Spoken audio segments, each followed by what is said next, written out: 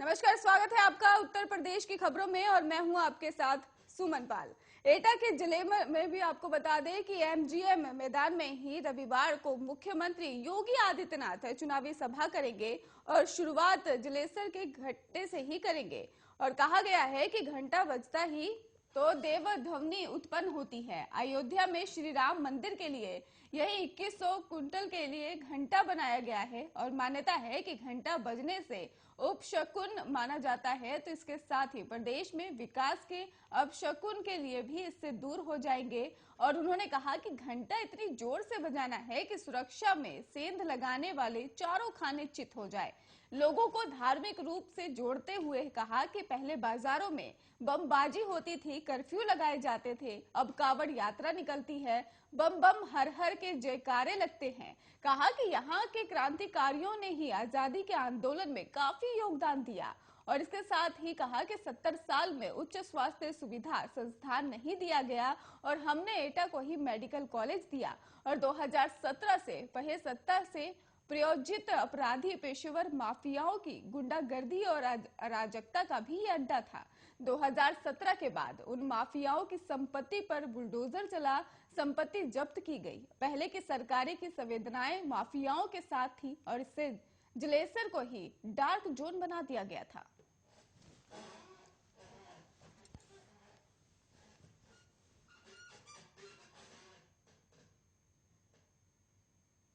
कर्नाटक में हुए हिजाब विवाद की चर्चा जोरों पर है। इस बीच उत्तर प्रदेश के मुख्यमंत्री योगी आदित्यनाथ इंटरव्यू में भी हिजाब विवाद पर कहा कि देश शरीयत से नहीं संविधान से चलेगा।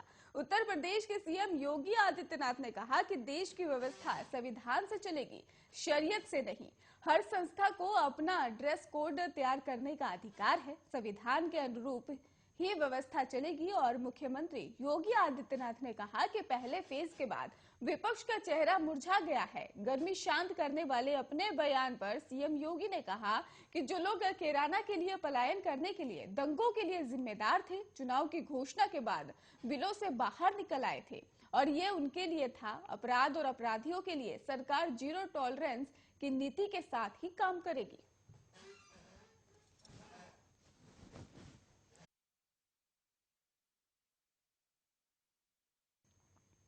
राष्ट्रीय अध्यक्ष और पूर्व मुख्यमंत्री अखिलेश यादव ने शिकन्ना राव से कीड़ा मैदान में ही चुनावी सभा को भाजपा पर ही निशाना साधा है जमकर। और इसके साथ ही अखिलेश यादव ने कहा कि डबल इंजन की सरकार में भ्रष्टाचार बढ़ गया है।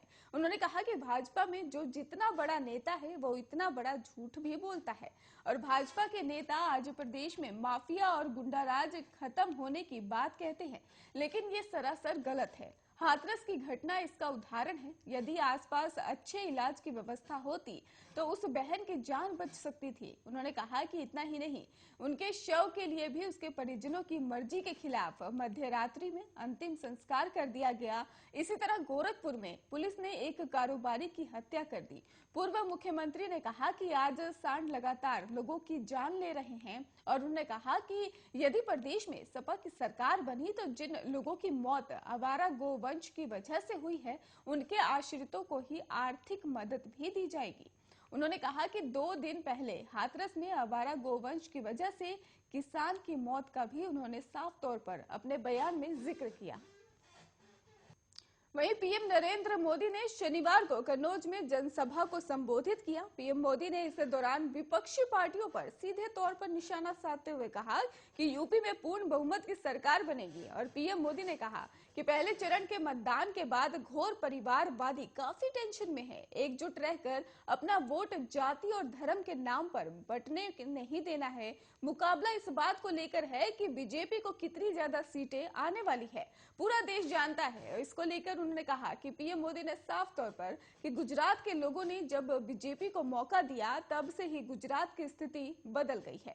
पहले चरण के मतदान से एक बात साबित है कि परिवारवादियों को सपने दिखना बंद करना होगा और उनकी नींद उड़ गई है और ये लोग जातिवाद, सांप्रदायिक और फैलाकर ही वोटों को बांटना चाह रहे हैं। लेकिन उत्तर प्रदेश के लोग माफियावादी दंगाइयों के खिलाफ ही एकजुट होकर वोट कर रहे हैं। और पीएम मोदी ने साफ तौर पर कह दिया कि विकास के लिए, रोजगार के लिए, निवेश के लिए शांति का माहौल सबसे पहले शर्त है। और इसलिए उत्तर प्रदेश आज कानून के राज को सबसे बड़ी प्राथमिकता दे रहा है। और यूपी का सामान्य से सामान्य मतदाता भी समझ रहा है कि दंगाइयों और गुंडे बदमाशों के इलाज के दवा सिर्फ भाजपा सरकार के पास ही है।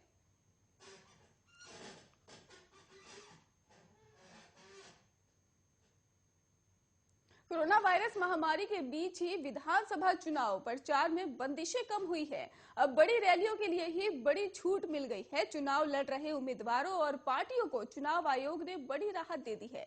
इलेक्शन कमीशन ने रैलियों और रोड शो के लिए फिर नई गाइडलाइंस जारी कर दी है। 50% भीड़ के साथ ही रैली की अनुमति, सीमित संख्या के साथ रोड शो को मंजूरी दी गई है और अब 1000 लोगों के साथ बैठक की मंजूरी है। और आपको बता दें कि 10 की बजाय अब 20 लोग ही डोर टू डोर कैंपेन की इजाजत भी मिल चुकी है। और इसके साथ ही सुबह 8 बजे से रात 10 बजे तक चुनाव प्रचार की छूट रहेगी। इंडोर बैठकों में ही 300 की जगह अब 500 लोग भी शामिल हो सकते हैं। और इसके साथ ही चुनाव आयोग ने ये फैसला कोरोना के कम होते मामलों को देखने के बाद ही लिया है। 21 जनवरी तक देश में 3.5 लाख मामले कोरोना के दर्ज हो रहे थे। वहीं आज की तारीख में केस गिरकर करीब 60,000 तक पहुंच गए हैं।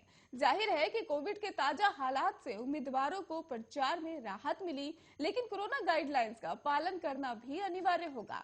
आयोग ने देश के साथ साथ ही चुनाव वाले राज्यों में भी कोरोना मामलों में पर्याप्त कमी पर ध्यान दिया और तथ्य और परिस्थितियों के आधार पर चुनाव में ही अधिक से अधिक भागीदारी के लिए राजनीतिक दलों और उम्मीदवारों की आवश्यकता के आधार पर आयोग तत्काल प्रभाव से निम्नलिखित तरीके से ही चुनाव प्रचार के प्रावधानों में और ढील देता है। और अभियान के समय पर रोक रात 8 बजे से सुबह 8 बजे बजाय अब रात 10 बजे से 6 बजे तक के बीच की होगी। और राजनीतिक दल उम्मीदवार सभी कोविड उपयुक्त व्यवहार और एसडीएम के प्रोटोकॉल का पालन करते हुए सुबह 6 बजे से रात 10 बजे तक प्रचार कर सकते हैं।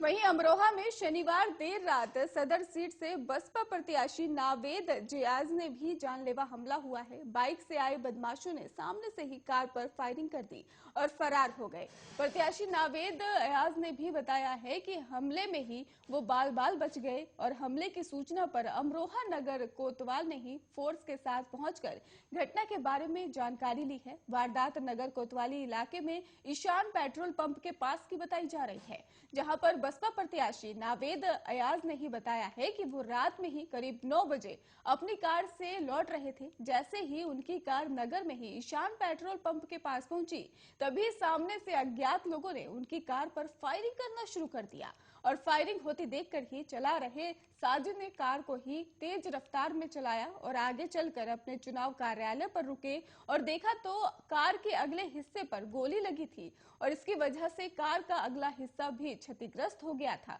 और नगर कोतवाल अरविंद कुमार का कहना है कि मामले की जांच की जा रही है, जल्द ही घटना का खुलासा भी हो जाएगा।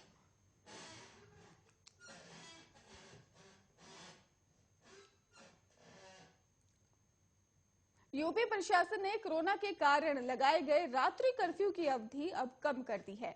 रात्रि कर्फ्यू का समय रात 10 बजे से बढ़ाकर 11 बजे कर दिया गया है। प्रशासन ने यह फैसला कोरोना के मामलों में कमी आने के बाद लिया है। रात्रि कर्फ्यू रात 10 बजे से तड़के 6 बजे तक है और इसे अब 1 घंटा घटाकर ही रात 11 बजे तक के तड़के बजे कर दिया गया है। और इससे पहले ही प्रदेश में क्लास 1 से ही 12वीं तक के सभी स्कूलों को भी खोलने के आदेश दिया गया है। 9वीं से 12वीं तक के स्कूल 7 फरवरी से खुल चुके हैं और जबकि पहली के 8वीं कक्षा तक के स्कूल 14 फरवरी सोमवार से खुल रहे हैं। आपको बता दें कि प्रदेश के सभी सरकारी कार्यालय सोमवार से ही 100% उपस्थिति के साथ ही खुलेंगे और मुख्य सचिव दुर्गा शंकर मिश्रा ने इस संबंध में जारी दिशा निर्देश भी दिए हैं और इस व्यवस्था अधीनस्थ कार्यालयों और स्थानीय निकायों, निगमों और आदि भी लागू किया गया है।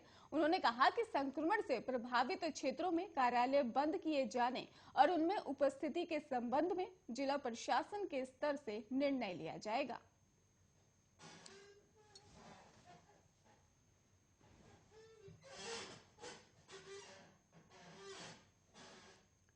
कर्नाटक से शुरू हुए हिजाब विवाद को लेकर चुनावी राज्यों में भी सियासत तेज हो गई है।